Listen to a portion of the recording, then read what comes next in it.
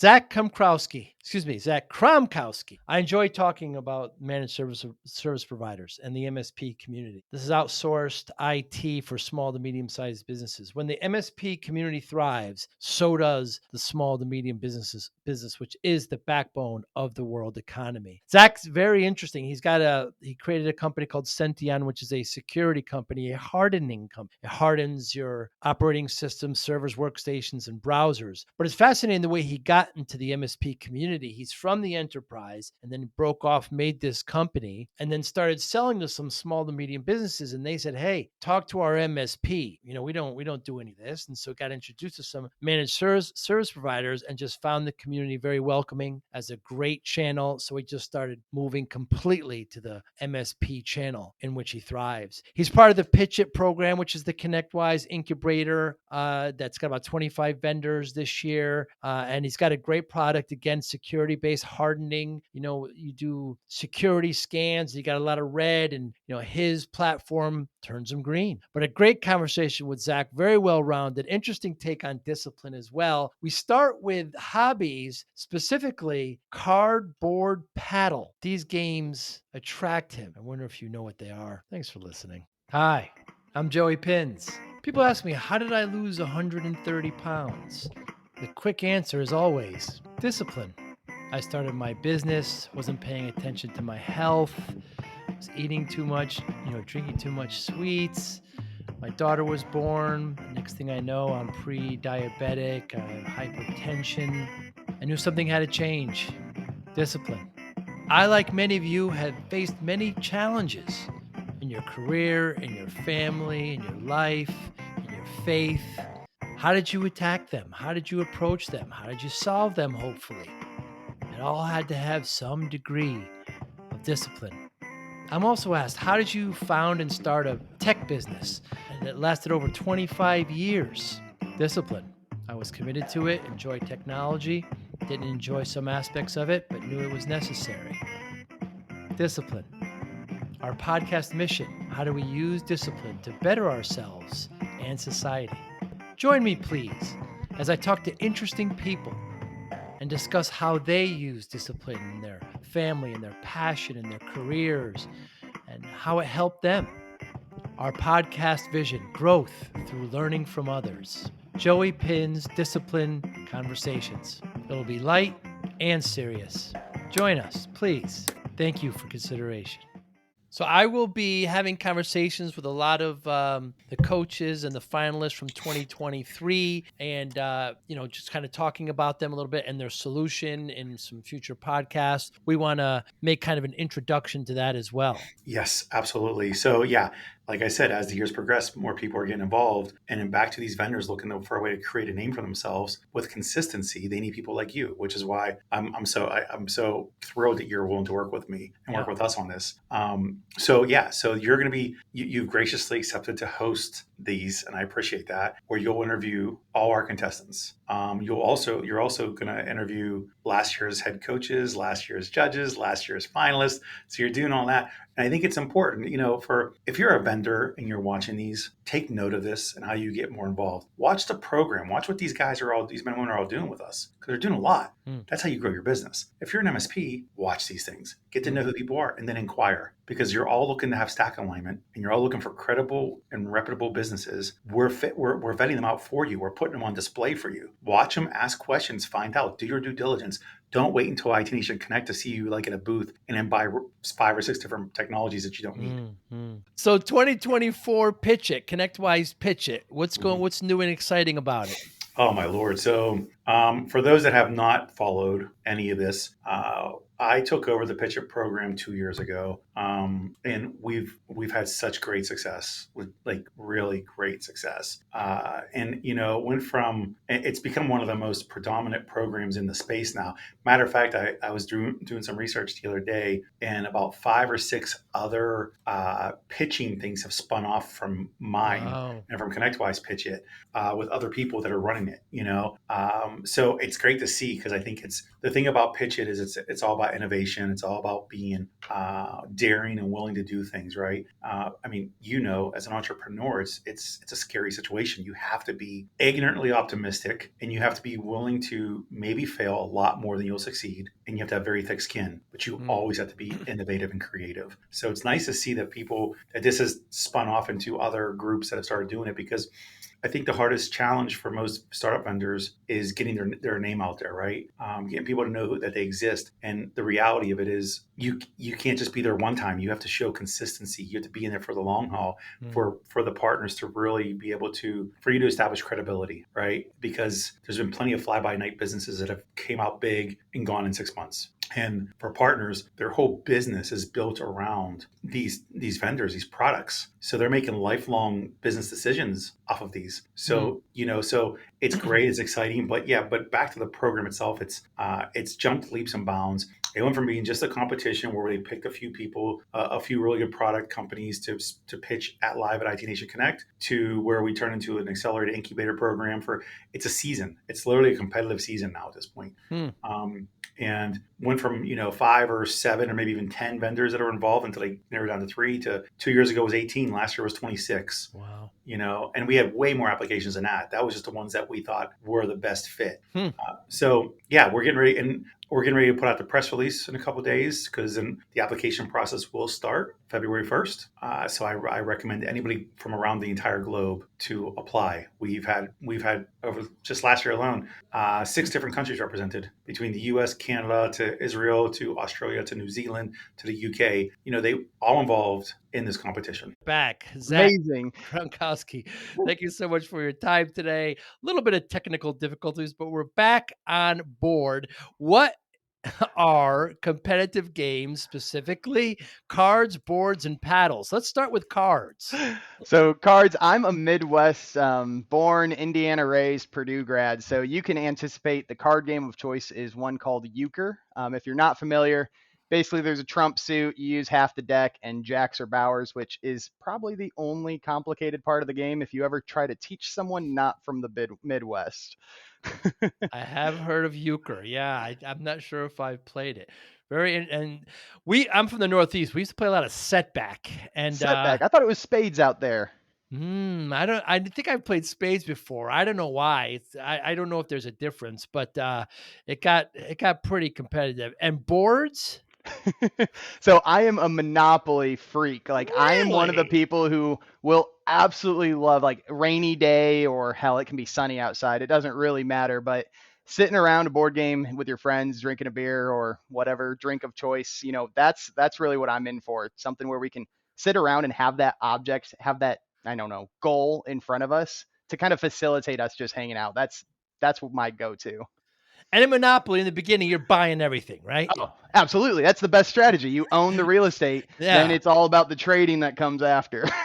The negotiating with those titles. Yeah. I remember playing with people like, no, I'm not going to buy that. What do you mean you're not going to get it? You find a way to afford it, right? You negotiate. Right. That's the whole point. And then paddles. So pickleball? Yes. So pickleball is one of the favorites. Did that yesterday. Me and Joe Alapad actually bonded over this before our webinar last week, but squash ball, racquetball, pickleball, tennis, and ping pong. Those are kind of the 5 paddle sports that I'm extremely into. I don't know what other ones exist out of it. Maybe the audience will be able to toss some comments on things I should try, but at the end of every day, I mean, entrepreneurship, right? That's what we're here to talk about. Yeah. I sit on the computer. I'm awake 18 hours a day. I'm on a computer for 16 hours, right? That's really how it goes. So the only time I ever truly get off and detach from technology, my wife gets home from work and she pulls me off the screen and says, we're going to play this game, right? So that is really my outdoor time and my only release as a so wonderful path of entrepreneurship that I chose. Very cool. Zach. Joe Alapad from Lion Guard, he's a pickleball guy? What does he play? He is a squash ball guy. Squash ball and racquetball. Yep. So I suggested for the next RoarCon, he should just host it at a YMCA. Who needs a football field, right? That was overkill. I was there. That was great. Table tennis or ping pong in the Olympics was tremendous. Whew, talk about the Netherlands, man, just upsetting the number 1 seed. He was down 2, right? Or he came all the way back. Oh yeah, it was absolutely insane. And then he obviously lost gold, which was heartbreaking, but he got to Yeah. pull what I think it was like called a snake, where he was able to swipe it underneath and make it bounce backwards over. Oh, it was beautiful to watch. I'd Unbelievable. never seen anything like it. Yeah, that match against Japan, I think it was. Right. Yeah, yeah, that's right. I wonder where ping pong came from table tennis. Hey, I don't know the background. I just know what I like. Yeah. It's good though. It's good to have hobbies that get you out of the house like that, get you a nice little sweat. I think that is one of the hardest parts of entrepreneurship, is really just trying to get physical activity, right? You just get Mm. so in the zone. You want to finish that next project. It's tough to look past into, what's important in personal life, right? So that's awesome. You kicked off the show with this, right? That stuff does matter, and I don't think it's talked nearly enough. Yeah, it's not. It's not because we see a lot of that kind of balance issues with a lot of in the MSP community, in the tech community, where looks like they're kind of sacrificing their health for the technology. Not a good trade off. Zach, what is it about security that attracts you? Yeah, I mean, it's an industry that I think is always changing and evolving, and it's something to stay up to date to. So, in a previous life, right? I mean, I've been an entrepreneur for a while, but I had like a home restoration business, right? So I would, repair windows, paint houses, change trim boards, right, and manage the projects and so forth, right? At some point, it was just repetitive. It was always the same thing, do the same projects. You get faster and faster, which is great, increase profit. That's how entrepreneurship works, or should work. Mm, But at some point, it was just like, man, it's all manual labor. It's the same projects, new people, which is great. I love people. Couldn't be an entrepreneur without that passion. mm, But security, right? Now we may, and at Sention, we'll get to this, right? We harden workstation servers and browsers. We change settings. The driest aspect of security as a whole, setting management, configuration management, right? But what's cool about this is these settings that we change actually eliminate risk or eliminate potential compromise, potential mm, incidents. And mm, as the type of attack changes, or that attack that can create the incident, it may be a new setting to stop that new attack, right? mm, So now I'm not only stopping the historical attacks, I get to stay up to date on the new ones, how the new ones leverage configs, which configs can we harden next to stop the new attack? How do we mm. keep up with the CVEs that relate to configs? I mean, it's nonstop action. I mean, it's like living in a sports game every day at work. Yeah, it sure is. And what is it, Zach, about the MSP community that's great to work with? Oh man, I mean, MSPs, I can have conversations like this, right? I mean, these are the people that I like to hang out with, right? I mean, Mm, there's probably not a single one of my customers I wouldn't go to a bar with and have a beer and a mm, conversation and be able mm, to not talk about work, right? It's not say every single one of our partners care about football the way I do, right? It's not that, but we all have the same mentality. We're all just looking to understand that bigger picture, be humans, right? I've shadowed, and in a previous life, I've done enterprise, large scale sales, and it just feels dry. And it gets back to that repetitiveness that I was really getting at. You have to present yourself a certain way. You can't show personality. I mean, for enterprises I've worked with, they even went as far to say, hey, salespeople can't post to social media about the company, right? You can't market and do sales via social media. And it's like, yo, that's my demand gen. Without LinkedIn, without Facebook, Instagram, right? X, like I wouldn't have a single partner today, right? That is where my base is, and that's who mm, I want to target. And I don't want to trust, you know, marketing in this enterprise who maybe doesn't have the technical acumen or can talk the language of my target audience to create generic content. And that's not to say marketing can't do it, right? There are great marketing teams out there who understand the audience, do the market research, because that's the only way to be successful, in my view, right? But in this instance, and in those other instances with the previous companies, right, I had the ear of the customer. I knew what they wanted to hear, and I wanted to generate demand through my personal brand. hmm, So it's very important to me to continuously post and get involved in that respect. hmm. How are you introduced to the community, Zach?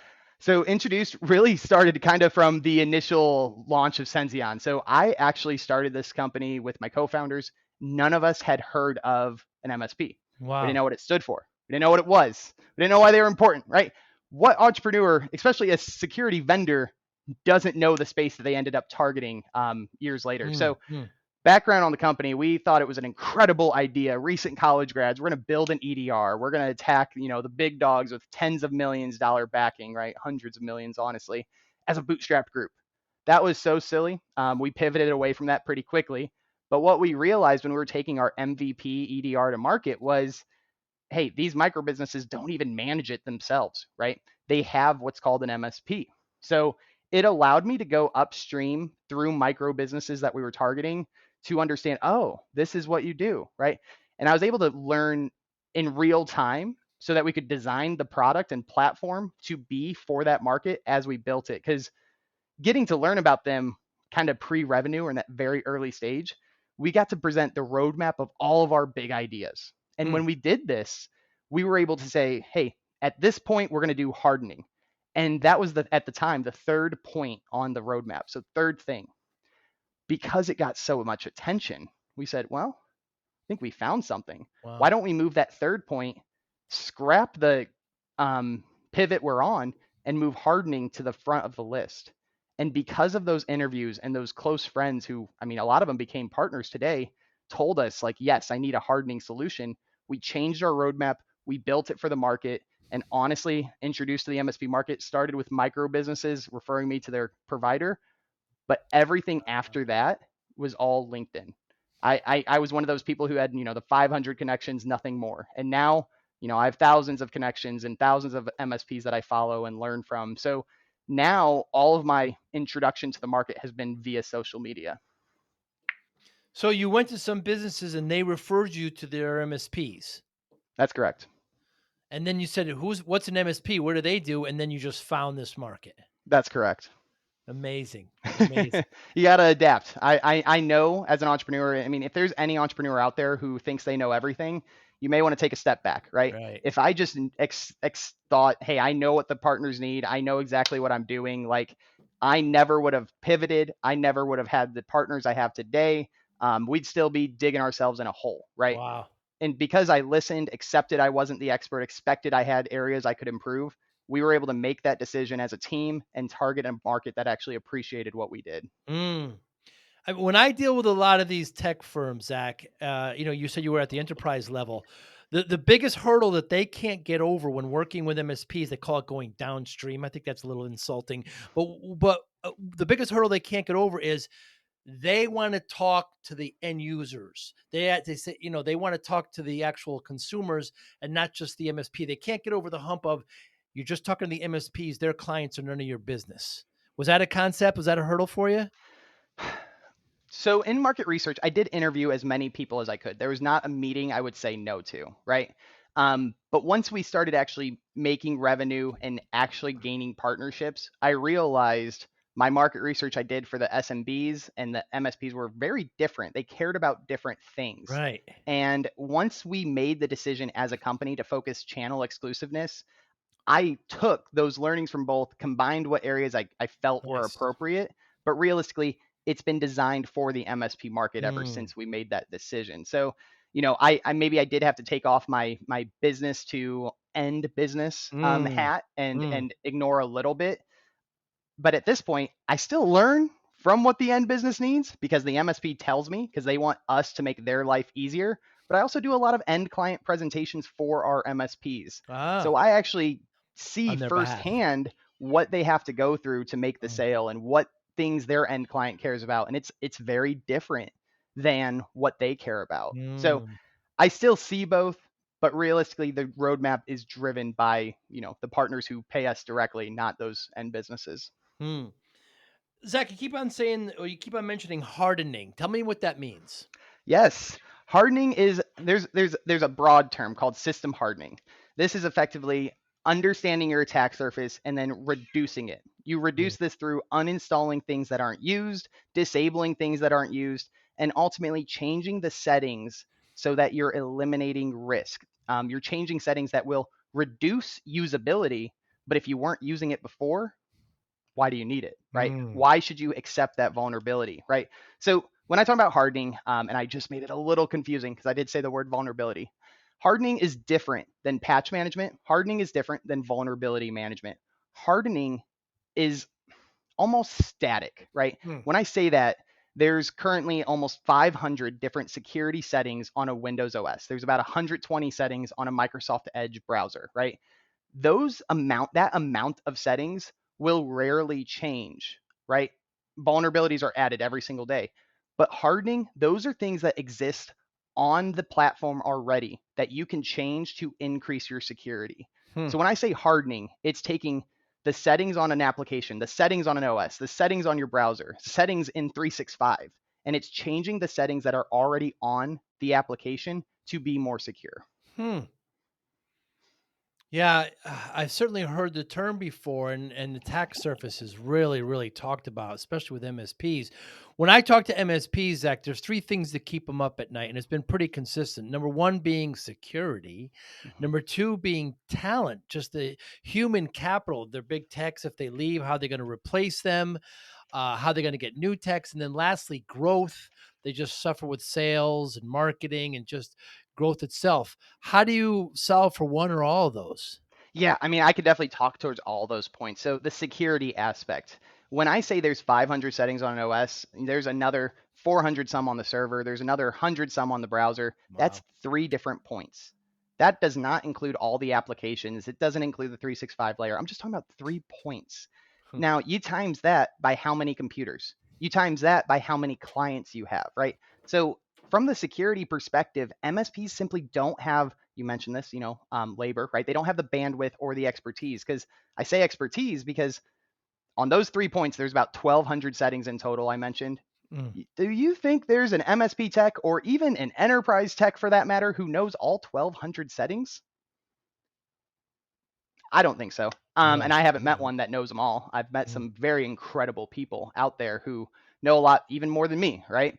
But at the same time, this is needed for better security because now with this, you can standardize all of the computers you manage. You standardize all the servers you manage. So if something breaks, you now know it's not a configuration issue because if the issue's here, it would have been across the board because they're Mm. all configured the same, right? Mm.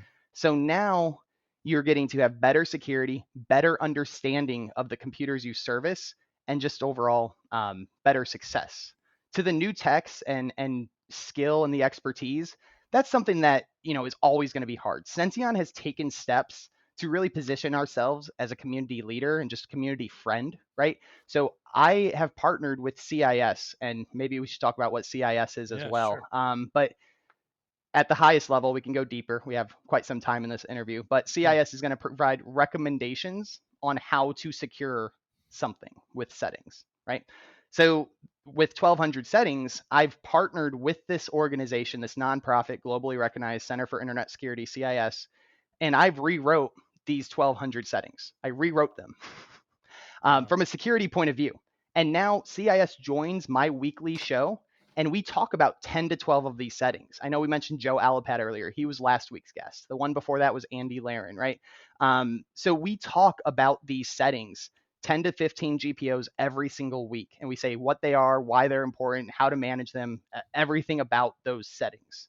So now with those new techs and that labor shortage, at least now they know or have a resource available as to what these settings are and why they matter. I'll also shout out the other position, like with the community involvement. That's just a big thing at Sention. So we're creating empath learning tracks, right? Where I'm part of the IR games, where I'll also be able to connect with the MSPs and understand how they view incident response, right? So I'm just positioning myself to be an educator and really helping outline what these settings are and why they matter. So new techs, a lot is built into Sention with a learning mode. So you don't actually break anything. You know what you're changing. You get all of the pieces you need through Sention as opposed to teaching yourself from scratch.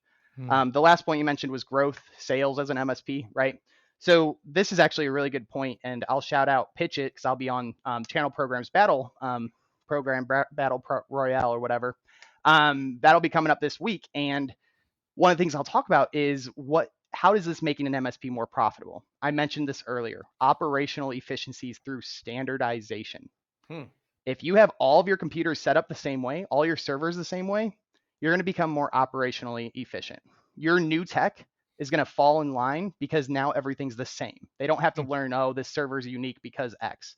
Everything's the same. So operational efficiencies is just immense ROI out of the gate. But let's take that a step further. I keep saying hardening.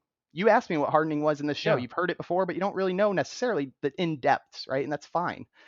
Now an MSP can go to their prospects and they could say, hey, here's this new line item. We're going to start performing a new process called system hardening.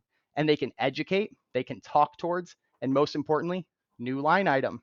They can toss a price point associated with this for a new platform solution that does workstation, server, browser, application hardening, right? This is an entire platform industry that is not touched at the MSP level today that now they can bill for and create a value prop unique to all of their MSP peers. We were talking earlier, Zach, about onboarding. You say it could be from 10 minutes. That's just depending on what vulnerabilities are open at that time. So this is really going granular. So the big piece with Sention, a lot of people will talk to me and they'll go, hey, why can't I just take all of these settings at GPO and take a template and apply them all out, or take a template and change all these settings at the Intune level? And the reality is it's inconsistent. It doesn't take consideration how systems are currently configured, or it doesn't take into consideration what will break if this setting is changed. Okay, so those three things are very critical to understand. And what Sention does and why onboarding can kind of vary, if you have tried to perform hardening today, or if you have potentially, installed various applications, tested new software, and settings have changed and you didn't know about it, our learning mode is going to pick up about all these inconsistencies across all your different machines. Are they all hooked to the same domain? Are some domains, some not domain? Are some on the up version domain controller that you manually updated, right? You got some legacy configs you forgot to get rid of, right? There's a million reasons these policies will not be the same as the device right next to them. So our learning mode and onboarding time, if you've never done anything I just mentioned, onboarding will take 10 minutes. There's not a lot to find. If you've tried to do some of this and you haven't been consistent, you haven't kept up to date with it, that learning mode is going to pick up so many things across thousands of machines that now Sention puts it in a very organized fashion to say, hey, all of these settings for these machines are set this way. All of these settings for these machines are set this way. Which one's correct or are neither correct? What is correct? And you tell Sention and then it fixes everything, right? So it just depends on how messy the environment is when Sention gets there. Zach, there's so many, products, there's so many layers of security. How is an MSP supposed to figure out what security product they need? There's just so many, right? There's noise. Yeah. There's absolute noise. I can talk towards this all day and night. So you know what tool every MSP has? Every security MSP, I should say, they have a scanning tool, right? So when I say scanning tool, there's great companies. Like, for example, we work pretty hand in hand with Cyrisma, right? They perform scanning. There's Nexus, there's Qualys, there's I think CNS did a name change, but there's a bunch of cyber vulnerability scanning tools. What these scanning tools don't do is remediation. They don't fix the things they find. They do a scan, everything populates red, and then it goes into a drawer and you never look at it again, right? So who needs Sention? How do we filter through the noise? Where do we fit? Any MSP who has a scanning tool and actually cares about changing the red marks to green. That's who we serve. No one else does it. We're the only platform on the market that can perform remediation to make your red reports green. And I say scanning, think of this with pen test, for example, right? Automated pen testing. You get a lot of red. What do you do after you get that red? Do you make the sale to the prospect? Do you pat yourself on the back? Do you take the time to do remediation? Most people don't do that last point.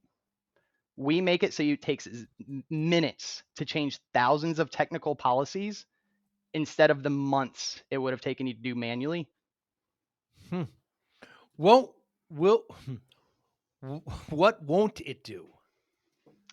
What won't it do? So it won't do stuff outside of its scope. So we are not an allow listing. We are not a block listing platform, right? We are not an EDR. we focus on one thing and we're the best at one thing. We harden workstations, servers, and browsers.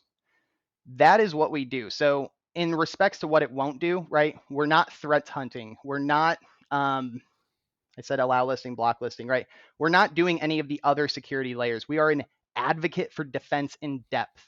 So when I preach defense in depth, that when you have a platform or you take on a new security solution, it needs to be the best dang thing at one thing, one layer.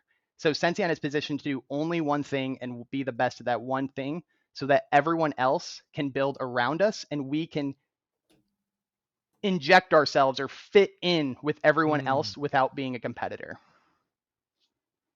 Zach, you're part of the ConnectWise PitchIT program, which is an incubator. I think there's 25 vendors there this year. What's your goal there? What do you hope to get out of it? Do you like it? Yeah, I mean, it's a great program. So it's allowed me to realize the value of just public speaking. So to kind of set the stage, I have been doing the weekly technical series, for about 50 weeks now. I think episode 51 is tomorrow. Wow. And yeah, it's going great, right? It's very technical. So the reoccurring audience isn't huge, but the people who watch it have really praised me. And it means a lot to hear that. But PitchIT has really exposed to me, hey, it's great to talk about the technical stuff, but we need to relate it to the bigger picture. And I think your questions here today have hopefully helped me do that, and hopefully I responded appropriately, right? Yeah. But what PitchIT has done is it said, hey, take that technical stuff, keep doing it, right? But take it higher. So I do about, between webinars, interviews, I do about 6 events a month. Wow. And that I do the 4 technical because it's weekly, right? And then I do either an interview like this, or I do a webinar about a more broad topic. So I think the one tomorrow is with Jared Brantley, and we're going to be doing a topic on automation, right? Sention is an automation tool, right? It changes thousands of settings in a single click. That is the definition of automation. But what Jared focuses on is also automation, but he looks at it through 2 different points of view. There's process automation and there's task automation. And he also uses a platform called Roost, who, shout out to them, 45 million in funding. Holy crap. Congrats, guys. But he looks at it from a different view. So how can I facilitate his platform, spread his knowledge to an audience who doesn't understand the difference between Sention automation and Roost automation, right? So I'm taking things higher, and PitchIT was a huge advocate for me attempting to do that. I've also done in-person workshops now at ChannelCon under my belt, which was huge. And like I said earlier, building education tracks within Empath. So there's very much just a lot of encouragement through PitchIT to become better involved, how to present yourself, and obviously partners like you who want to help the PitchIT companies become more known and give them a chance to talk on your platforms. Yeah, very much so. It's a great program. I know they've been doing it for years, and soon enough it'll kind of funnel down, and then the winners will be selected there at IT Nation at Connect, right, in November. Yeah, I'm not sure how the winner selection goes, but I'm excited to find out, and hopefully I do get to that circle at the end. Yeah, it should be really cool. So Zach, I started my MSP back in the 90s. I'm a bit older than you, and like we talked about when we first opened, I wasn't paying attention to myself at all, putting my health in the back seat, eating poorly, a lot of sugar drinks, etc. Got myself up to 340 pounds. And Wow. yeah, the doctor said if I don't lose the weight, I'm not going to see my daughter graduate. So, very upsetting, changed everything I did. Within 7 months, lost about 130 pounds, kept it off. You can't look at it as a finishing line, but people wanted a quick answer. What's your secret? What's your secret? And there's no secret. Zach, the answer is discipline. That's how I got focus. I got willpower, etc. All under discipline. I wonder how discipline plays a role in your life, Zach. Discipline is a big thing. I mean, it's massive, right? Discipline matters. The biggest thing for me, and what's kind of helped me hopefully not reach the extreme side of that point, and huge congrats on the weight loss you've achieved and kept off. I think that's one thing that's super important. And yeah, man, this is shameful of me, but also relating this back to configurations, right? When you do this once, this isn't just something you do once. You don't change all the settings and then walk away and never look at it again, right? You don't lose all that weight and then go back to your habits, right? With configurations, you do it the first time And then you need to make sure it stays that way. It stays up to Mm, date. You make the mm. modifications, you make the enforcement, right? Anyway, that was shameful of me, but No. that's just such a good analogy right there. And you brought it top of mind. So for me, yes, discipline matters, but it even more than that for me is an accountability system. So my wife, and I said this, like Miranda, she literally pulls me off the computer. I start every day at around 6 a.m. And I will not eat lunch. I will not get off the computer. I will stay on until dinner, which is usually Wow. when I eat, and then I'll go right back on after dinner. Without her, she'll literally bring me lunch sometimes or pull me off and say, hey, go make lunch today, right? Or go play the paddle sport game of the day. Nice. Like she does this every day for me. Without her, yeah, discipline Wonderful. is not really there for me.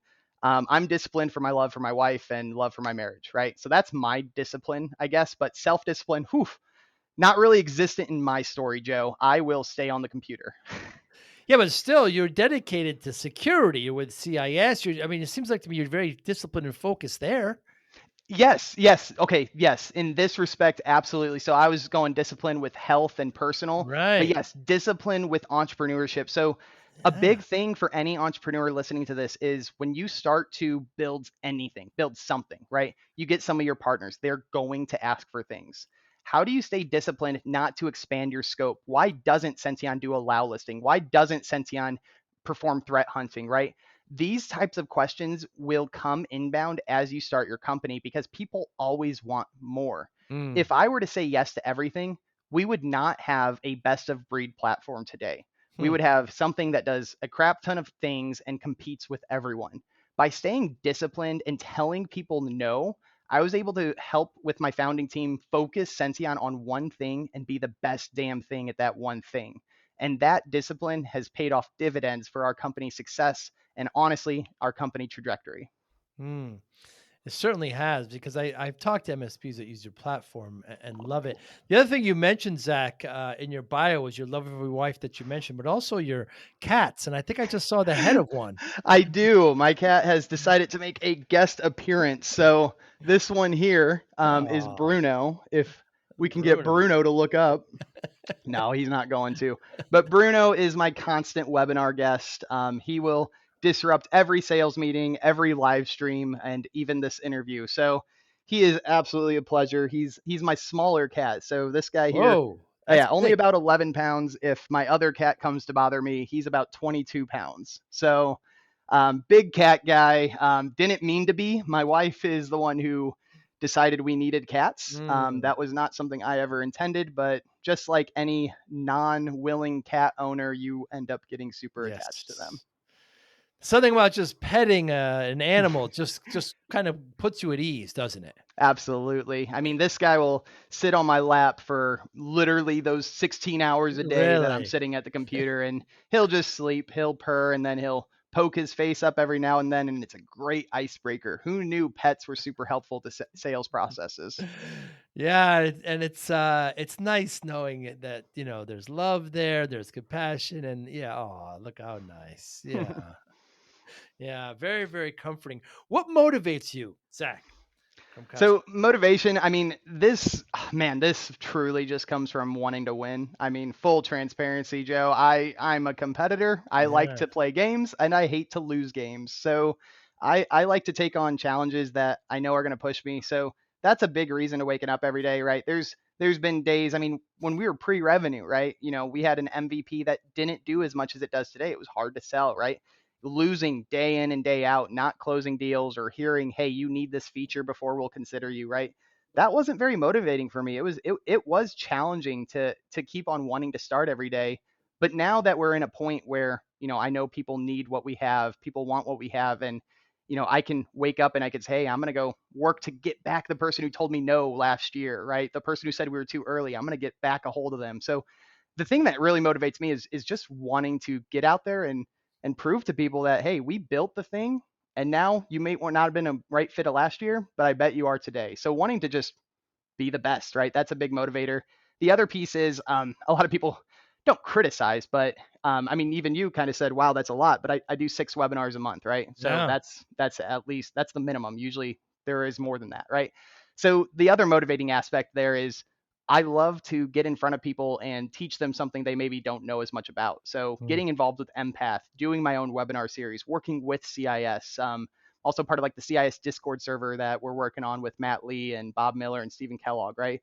So getting the chance to spread the things I've learned and just create things in a digestible way, like that's exciting for me. Like just mm. getting out of bed and saying, hey, I have something that people want to learn about. I got to get out of bed and go teach people. Like that's awesome. It is awesome. So, given those motivations, Zach, how do you measure success? Whew, success is a hard one, right? I mean, everyone has their own success metrics, and sometimes it relates to revenue, sometimes it relates to growth, right? Success to me, man, I mean, this is just more personal. I can get off an interview and them tell me, hey, I did a good job, or like, Mm, hey, I actually learned something I didn't expect to learn. Like, I think I did Uncle Marv's podcast, and he said, hey, I didn't mean to go so technical, but I was actually interested in what you were sharing. So mm, I want to actually I'm also an MSP. Like I want to evaluate your product later, right? So getting to just be part of things and not intentionally try to sell, but rather have conversations and educate and then be like, huh, I haven't thought about it like this. mm. Can we actually set up formal time, right?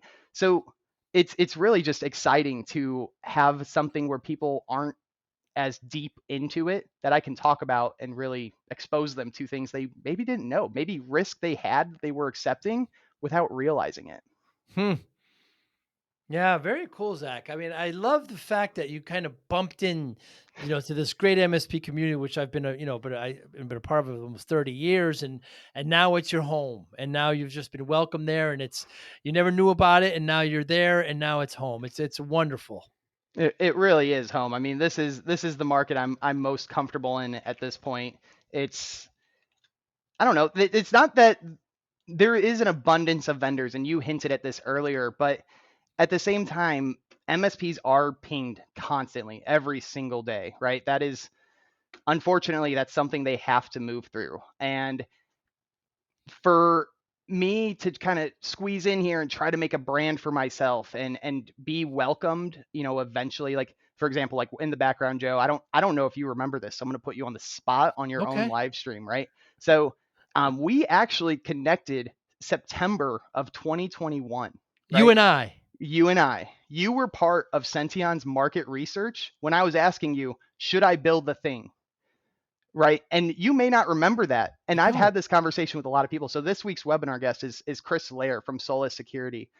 He also, just like you, 2021, he was part of my market research. I ran into him at CompTIA CCF and I said, hey, man, I know you don't remember me. I'm Zach. I asked you if I should build the thing. I built the thing. Thanks for being part of that journey. And it started this whole conversation between me and Chris. And he now wanted to join the webinar series. He has some ideas for Sention, right? So these relationships and these MSPs Hmm.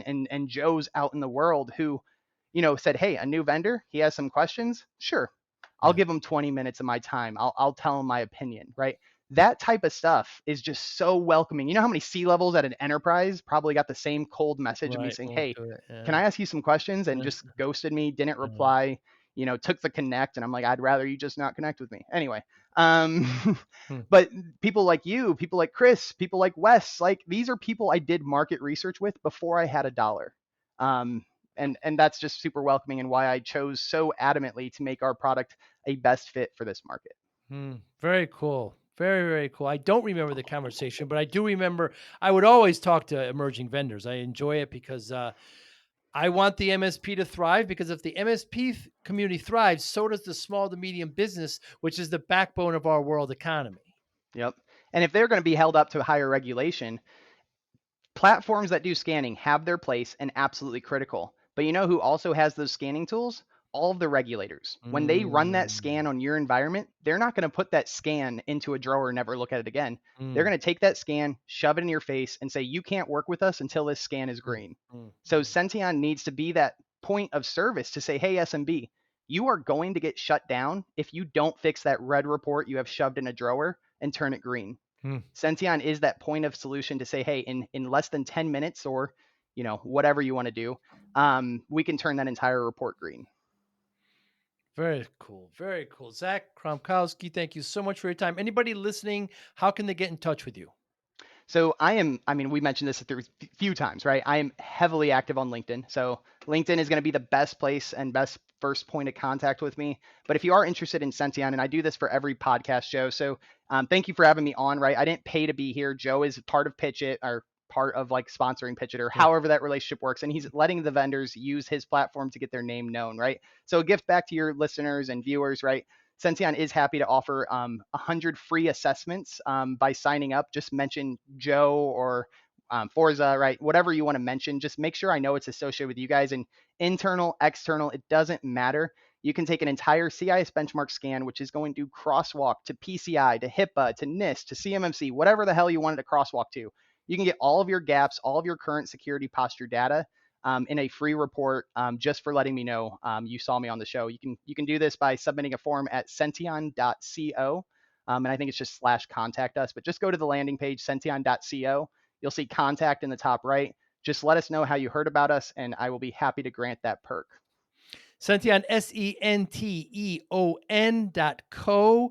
And you are security, Zach Kromkowski, on LinkedIn. We'll make sure we put those in the show notes. Zach, thank you so much. Look forward to seeing you in the fall, and good luck. Let me know if I can help. Awesome. Thank you so much.